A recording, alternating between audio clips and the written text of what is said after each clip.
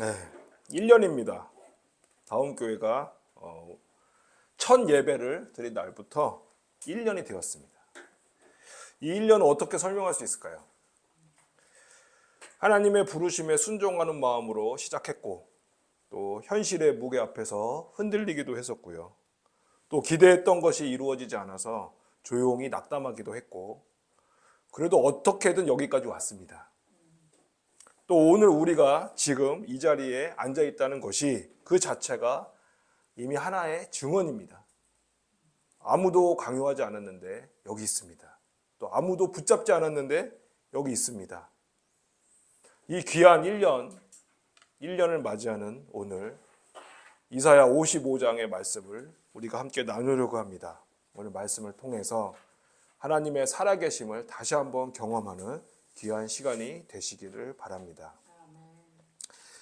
이 이사야 55장인데요. 이 말씀이 선포된 때의 상황이 언제인 줄 아십니까? 바벨론 포로 때입니다. 바벨론 포로기 때예요. 나라는 무너졌어요. 성전은 파괴가 됐습니다. 재가 됐어요. 재가. 그리고 다윗의 왕조는 이제 역사의 먼지 속으로 사라지는 것처럼 보였습니다. 하나님이 살아계신지조차 의심스러운 그러한 현실 속에서 이 하나님의 백성, 이스라엘 백성들은요, 어떤 생각이 들겠습니까? 우리는 버림받은 것이 아닌가, 그런 절망의 늪 안에 있었습니다. 근데 바로 그 자리에서 하나님이 먼저 움직이십니다. 백성이 찾기 전에, 백성이 하나님을 구하기 전에 하나님이 먼저 외치시는 겁니다. 1절 말씀입니다. 오라 너희 모든 목마른 자들아 물로 나오라. 돈 없는 자도 오라. 너희는 와서 사 먹되 돈 없이 값없이 와서 포도주와 젖을 사라. 여러분 이 장면을 한번 그려보십시오. 잔치가 벌어졌어요. 잔치가 벌어졌는데요. 상이 가득 차려져 있습니다. 물, 포도주, 젖, 가장 기본적인 것부터 가장 풍성한 것까지 넘칩니다. 잔치는 이미 차려져 있는 것입니다. 우리가 준비할 것은 없어요. 그리고 문 앞에서 들어오라고 하나님이 직접 외치고 계십니다. 근데 여러분 이 초청의 첫 단어 오라라고 나오죠. 이 오라라고 번역된 이 단어는요. 구약 성경에서 아주 특별한 단어예요. 주로 예언서에서요. 이 오라라고 번역된 이 단어는요. 심판을, 하나님의 심판을 선언할 때 쓰입니다. 그러니까 화 있을진저 그러죠. 그 선언이 이 단어로 시작이 되는 거예요. 이사야 5장만 봐도요. 이 단어로 심판이 반복돼서 계속 선포가 됩니다. 화 있을진저, 화 있을진저. 그런데 오늘 이사야 55장에서는 이 단어가 어떻게 쓰입니까? 전혀 다르게 쓰이고 있어요. 심판의 언어가 어떻게 됐습니까? 초청의 언어로 바뀌었어요. 완전히 뒤집히는 겁니다.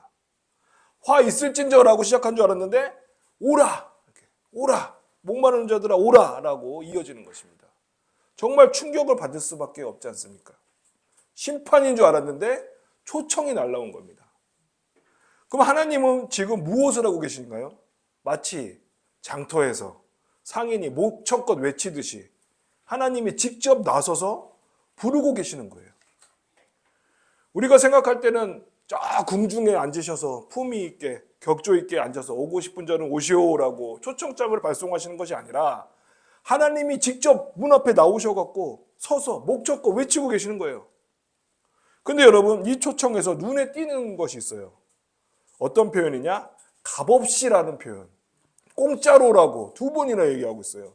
돈 없이 그리고 값없이. 한 번도 아니고요. 두 번이나 외칩니다. 왜 두 번일까요? 그 이유는 우리 안에 너무나도 깊이 뿌리 박혀 있는 생각이 있기 때문입니다. 여러분 하나님 앞에 서려면 어떤 생각이 드십니까? 내가 뭔가 갖춰져야 된다. 그렇죠? 내가 뭔가를 열심히 다 해야 되고 더 내가 착해야 되고 더 깨끗해야 되고 더 내가 믿음이 좋아야 되고 그 정도 돼야지 내가 하나님 초청에 응할 수 있고 그 정도 돼야지 하나님 앞에 설 수 있다고 생각되지 않으십니까? 근데 오늘 본문은요. 이런 생각이 매우 강하게 매우 집요하게 끊임없이 우리를 하나님의 잔치 앞에 서지 못하게 돌아서게 이런 생각이 만들고 있는 것입니다.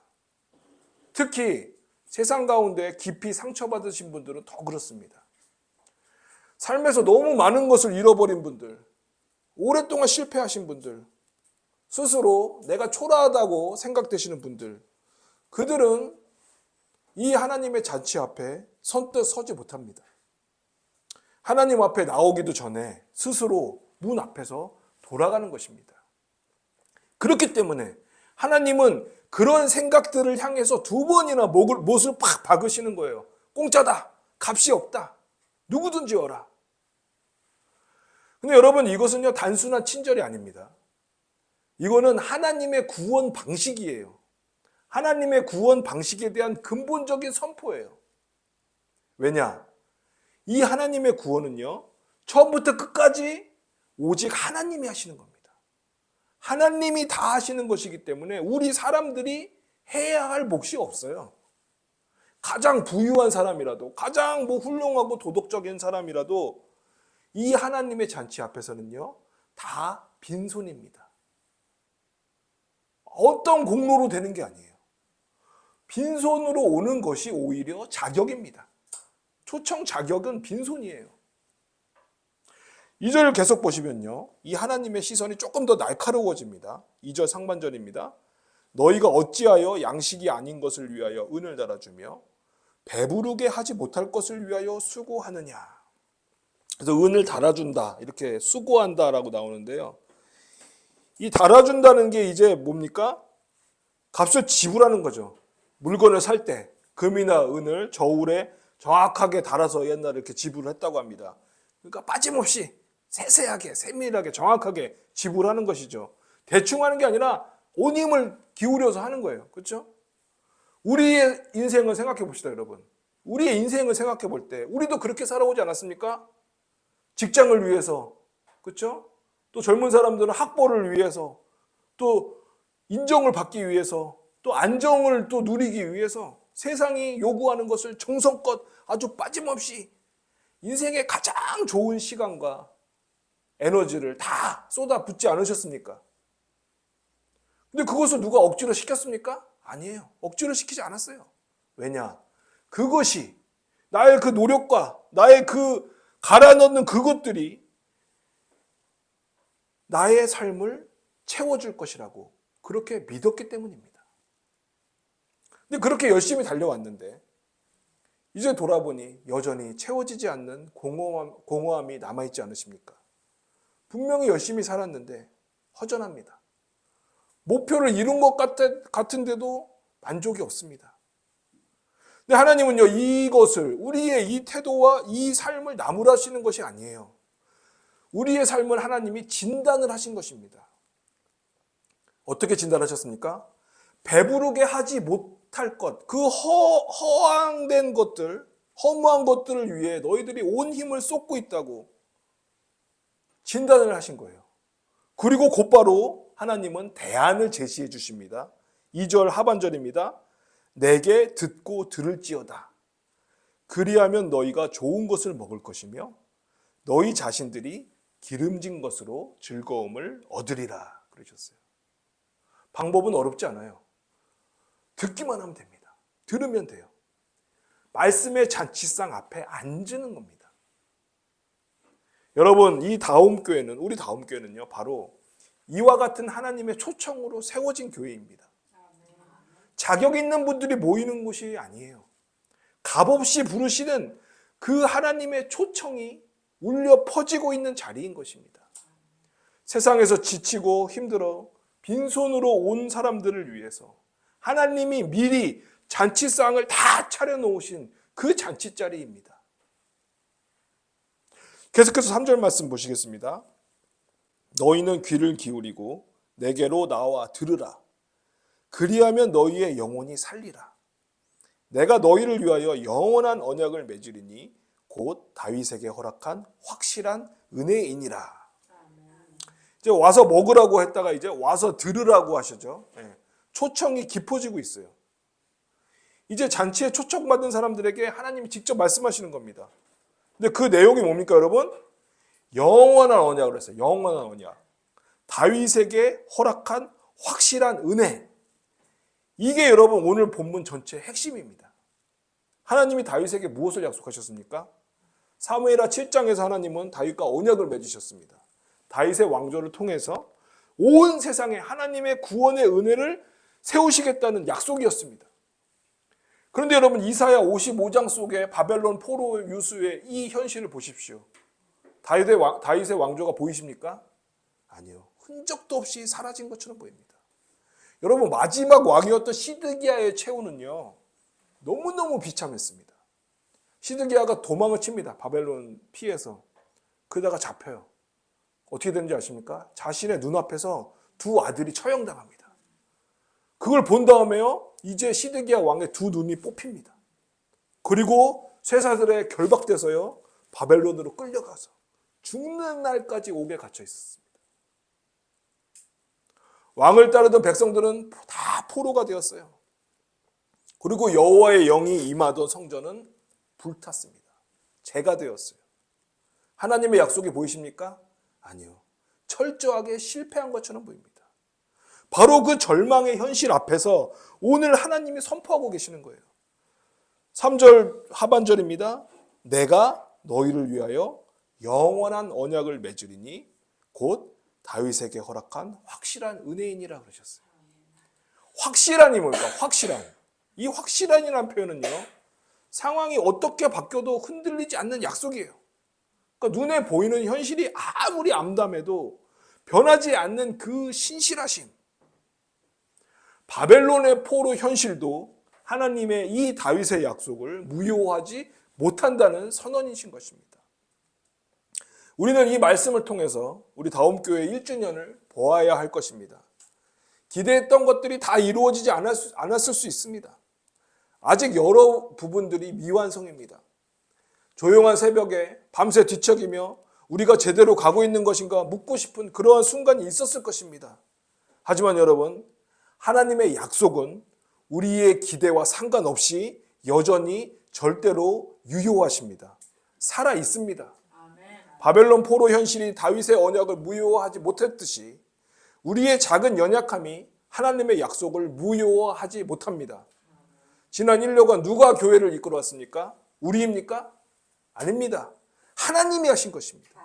우리의 열심히 이 교회를 붙들어 온 것이 아닙니다.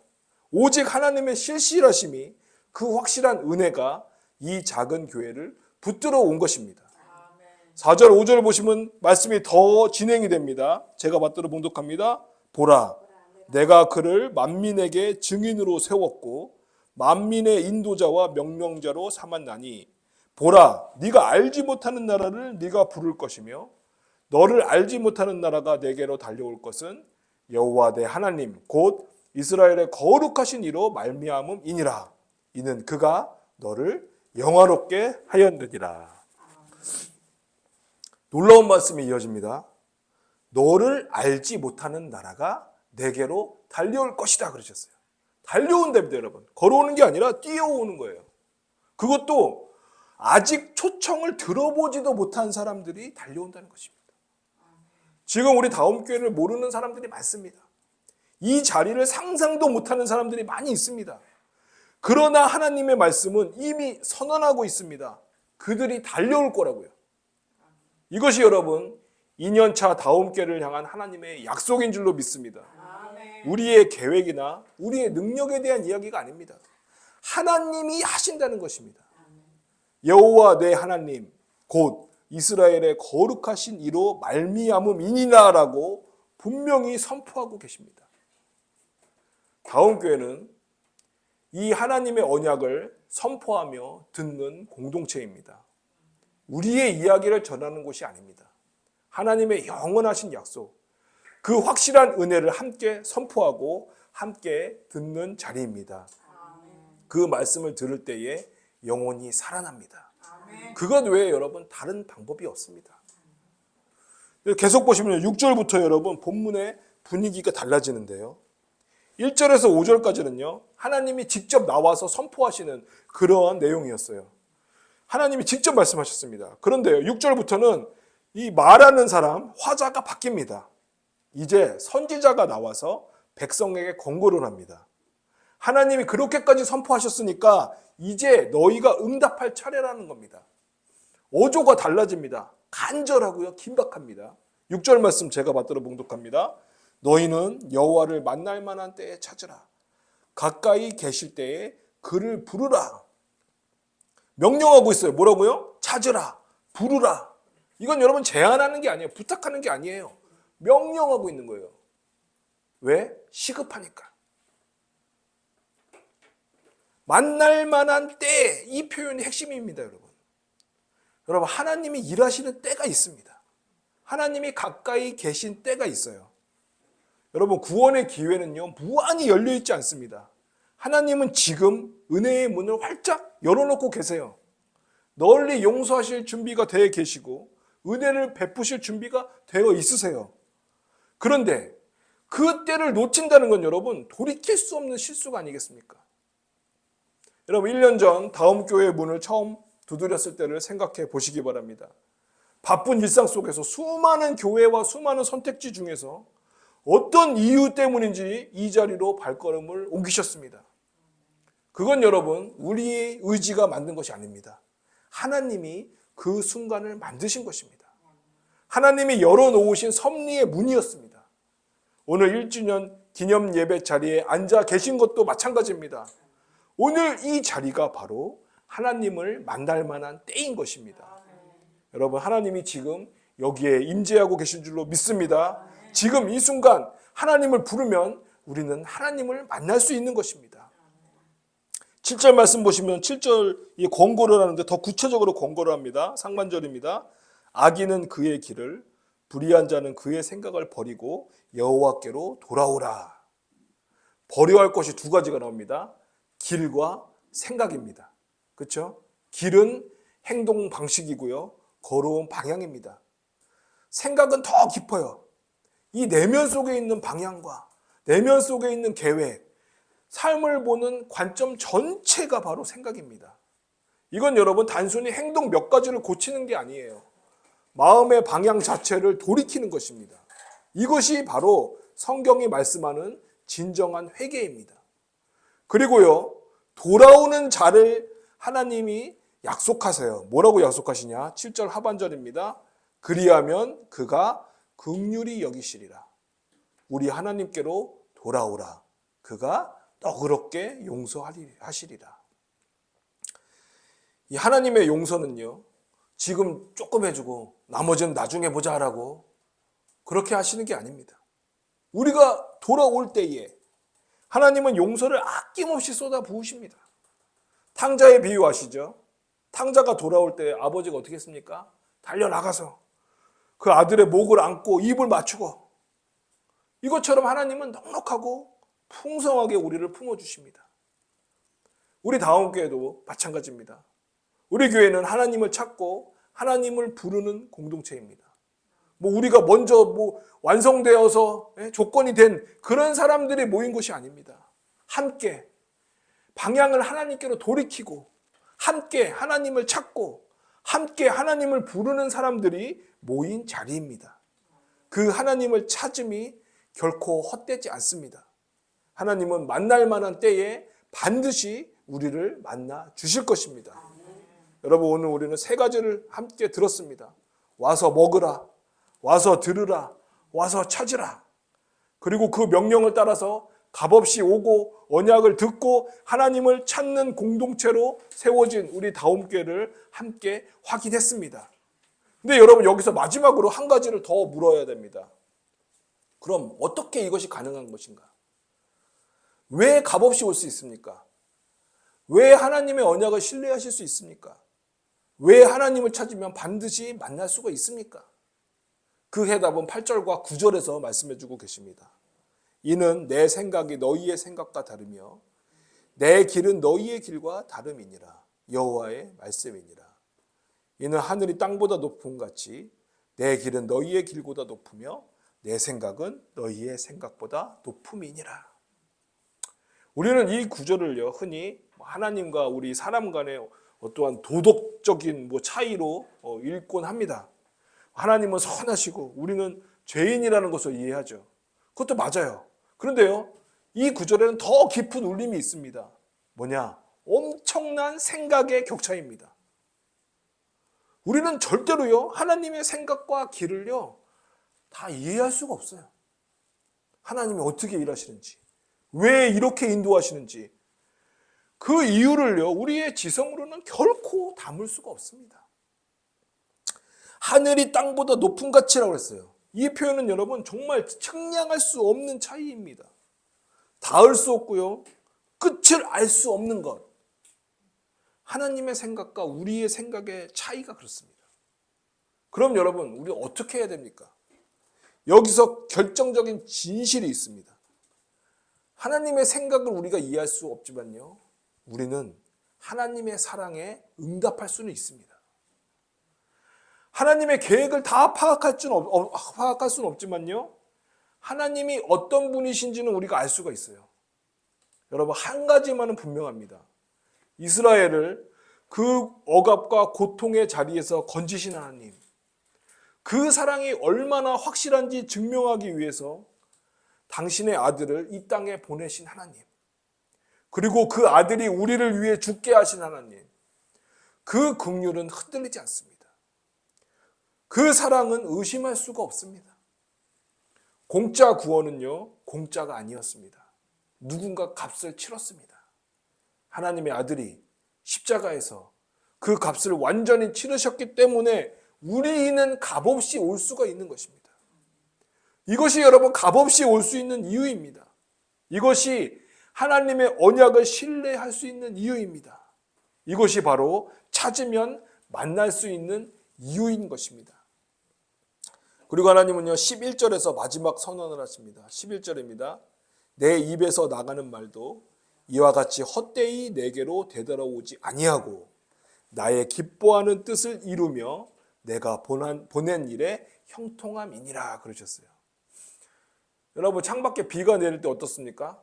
소리 없이 내립니다. 비가 땅에 스며들죠. 눈에 보이는 즉각적인 변화는 없어요. 근데 여러분, 땅속에서 이미 일이 벌어지고 있습니다. 씨앗이 수분을 머금습니다. 뿌리가 뻗기 시작합니다. 아직 싹이 나오지 않았지만 이미 살아 있어요.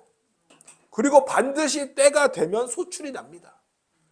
비는요, 결코 그냥 증발하지 않습니다. 반드시 자기의 역할을 합니다. 하나님의 말씀이 그렇습니다. 지난 1년간 이 자리에서 선포된 말씀들이 있습니다. 예배 때마다 함께 읽은 성경이 있습니다. 한두 명이 모여서 함께 씨름하며 고민하며 나누었던 많은 성경 공부가 있습니다. 그럼 그 말씀들이 어디로 갔을까요?